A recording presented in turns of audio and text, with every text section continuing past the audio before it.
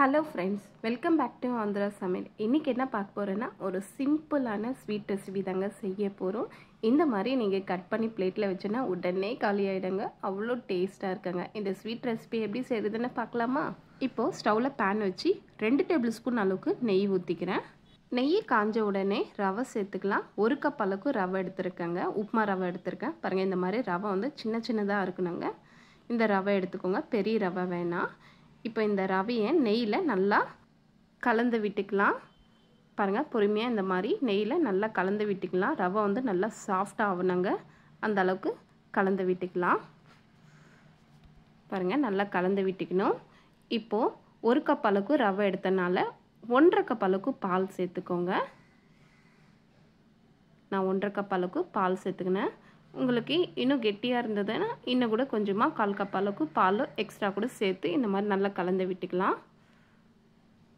பாருங்கள், நல்லா உருண்டை மாதிரி இல்லாமல் நல்லா மிக்ஸ் பண்ணி விட்டுக்கணுங்க. கலந்து விட்டுக்கினே இருக்கணும், இல்லைன்னா உருண்டை மாதிரி பிடிச்சிக்கும். இந்த மாதிரி நல்லா இந்த ரவையெல்லாம் நல்லா ஒன்றா சேர்ற வரையும் நல்லா கலந்து விட்டுக்கணும். எல்லாம் பாருங்கள், நல்லா கலந்து வந்துடுச்சு.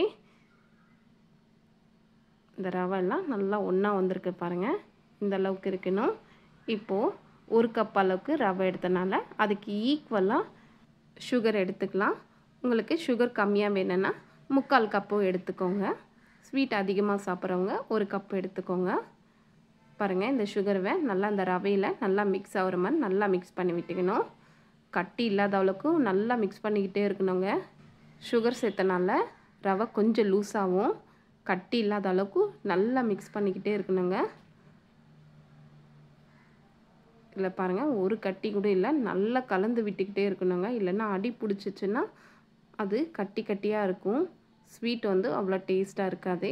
இப்போ நல்லா கலந்து விட்டுக்கிட்ட அப்புறமா லாஸ்ட்டில் கொஞ்சமாக உப்பு சேர்த்துக்கோங்க. டேஸ்ட்டுக்காக உப்பு சேர்த்துக்கோங்க. இது எல்லாமே ஒரு வாட்டி சேர்த்து நல்லா கலந்து விட்டுக்கலாம். ரவை பாருங்கள், இவ்வளோ சாஃப்டாக இருக்குது. இந்த அளவுக்கு இருக்குனுங்க. இப்போ இந்த ஸ்டேஜில் உங்களுக்கு கொஞ்சமாக நெய் வேணும்னா நீங்கள் நெய் கூட சேர்த்துக்கலாம். பாருங்கள், ரவை காமிக்கிறேன் பாருங்கள், எவ்வளோ நல்லா திக்காக வந்திருக்கு. ரொம்ப லூஸாகவும் இருக்கக்கூடாது, ரொம்ப கெட்டியாகவும் இருக்கக்கூடாதுங்க. இந்த ஸ்டேஜுக்கு இருந்தால் போதுங்க. இப்போ ஸ்டவ் ஆஃப் பண்ணிடலாம். ஸ்டவ் ஆஃப் பண்ணிவிட்டு இதையை 2ஆக பிரிச்சுக்கலாம். பாருங்கள், 2ஆக பிரிச்சுட்டு இப்போ ஒரு பிளேட்டில் மாற்றிக்கலாம். இந்த ஸ்வீட் வந்து 5 நிமிஷத்தில் செஞ்சிடலாங்க. வீட்டுக்கு யாராச்சும் உடனே கெஸ்ட்டு வந்தாங்கன்னா உடனே செஞ்சு கொடுக்கலாங்க. இந்த ஸ்வீட்டு அவ்வளோ ஒரு டேஸ்ட்டாக இருக்காங்க. பாருங்கள், பாதி ரவையும் ஒரு பிளேட்டில் மாற்றிக்கினேன். இப்போது இந்த பாதி ரவை வந்து பேன்லேயே இருக்கட்டும். நான் வந்து இதில் வந்து ஃபுட் கலர் சேர்த்துக்கிறேன். ஃபுட் கலர் வந்து கம்ப்ளீட்டாக ஆப்ஷனல் தாங்க. நான் கலருக்காக தான் சேர்த்துக்கிறேன். உங்கள்கிட்ட குங்குமம் பூ இருந்தால் கூட குங்குமம் பூ வந்து பாலில் மிக்ஸ் பண்ணிவிட்டு அதுக்கப்புறமா கூட இந்த ரவையில் இந்த மாதிரி மிக்ஸ் பண்ணிக்கோங்க. பாருங்கள், மிக்ஸ் பண்ணிவிட்டு இந்த மாதிரி நல்லா கலந்து விட்டுக்கணும். இந்த கலரில் நல்லா மிக்ஸ் ஆகணுங்க. இந்த ஃபுட் கலர் சேர்த்துட்டு நல்லா மிக்ஸ் பண்ணி வச்சுக்கணும். இப்போ இது நல்லா ஆறட்டும், அதுக்கப்புறமா பிடிச்சி வச்சுக்கலாம். பாருங்கள், நல்லா ஆறிடுச்சு. இந்த எல்லோவும் நல்லா ஆறிடுச்சு, ஒயிட்டும் நல்லா ஆறிடுச்சு. இப்போது கையில் கொஞ்சமாக நெய் அப்ளை பண்ணிக்கின்னு எல்லோ கலரில் இருக்கிற ரவையை நம்ம இந்த மாதிரி பால் மாதிரி சின்ன சின்னதாக பிடிச்சி வச்சுக்கலாம். உங்களுக்கு எந்த சைஸ் வேணாலும் நீங்கள் பிடிச்சி வச்சுக்கலாம். பாருங்கள், நான் வந்து மீடியமான சைஸில் தாங்க இந்த மாதிரி பிடிச்சி வச்சுக்கிறேன். எல்லா ரவையும் இதே மாதிரி தாங்க பிடிச்சி வச்சுக்கணும். எல்லாத்தையும் பிடிச்சி வச்சுக்கினேன். இப்போ இதையை நம்ம தனியாக எடுத்து வச்சுக்கலாம்.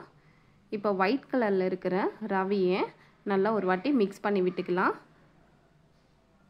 பாருங்கள், எவ்வளோ சாஃப்டாக இருக்குது, இந்த அளவுக்கு இருக்கணுங்க. இப்போ இந்த ரவையை நம்ம சின்னதாக உருண்டை மாதிரி பண்ணிவிட்டு ஒரு பவுல் ஷேப் மாதிரி செஞ்சுக்கலாம்.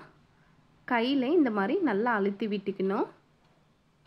பாருங்கள், எங்கேயுமே கிராக்கே இல்லை. பாருங்கள், ரவை அவ்வளோ சாஃப்டாக இருக்குது. பாருங்கள், இப்போது ஒரு பவுல் மாதிரி செஞ்சுக்கணும். இப்போது இந்த எல்லோ ரவையை இந்த ஒயிட் உள்ளே வச்சு இந்த மாதிரி க்ளோஸ் பண்ணி விட்டுக்கலாம். பாருங்கள், பொறுமையாக க்ளோஸ் பண்ணிக்கோங்க. ரவை வந்து ரொம்ப சாஃப்டாக இருக்கிறனால பொறுமையாக இந்த மாதிரி க்ளோஸ் பண்ணிக்கலாம். க்ளோஸ் பண்ணிவிட்டு லட்டு மாதிரி பிடிச்சி வச்சுக்கலாம். இந்த மாதிரி கையிலே நல்லா உருட்டி லட்டு மாதிரி பிடிச்சி வச்சுக்கலாம். எல்லா ரவையும் லட்டு மாதிரி இதே மாதிரி தாங்க பிடிச்சி வச்சுக்கணும். பாருங்கள், எல்லாமே பிடிச்சி வச்சுக்கினேன். இந்த லட்டு வந்து நல்லா ஆறட்டங்க. அதுக்கப்புறமா ரெண்டாக கட் பண்ணிக்கலாம். பாருங்கள், நல்லா ஆறிடுச்சு. கொஞ்சம் நல்லா கெட்டியாக வந்திருக்கு பாருங்கள். இப்போ இந்த அளவுக்கு இருந்தால் போதுங்க. இப்போ இதையே நம்ம ரெண்டாக கட் பண்ணிக்கலாம். இந்த ரவையில் பண்ண ஸ்வீட்டுவை செஞ்சு வச்சுன்னா உடனே காலியாகிடுங்க. ரொம்ப நல்லா இருக்குதுன்னு எல்லோரும் விரும்பி சாப்பிடுவாங்க.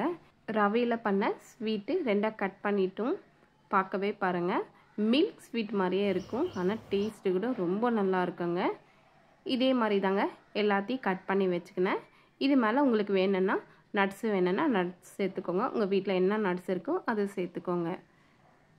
நான் பாதாம் இருந்ததுனால பாதாம் சேர்த்துக்கிறேன். எல்லா ஸ்வீட் மேலே ஒவ்வொன்றா இதே மாதிரி வச்சேன்னா பார்க்க ரொம்ப சூப்பராக இருக்கும். டேஸ்ட்டு கூட சாப்பிடும்போது ரொம்ப நல்லா இருக்குங்க. இந்த ரெசிபி நீங்களும் கண்டிப்பாக ட்ரை பண்ணி பாருங்கள். உங்களுக்கும் ரொம்ப பிடிக்குங்க.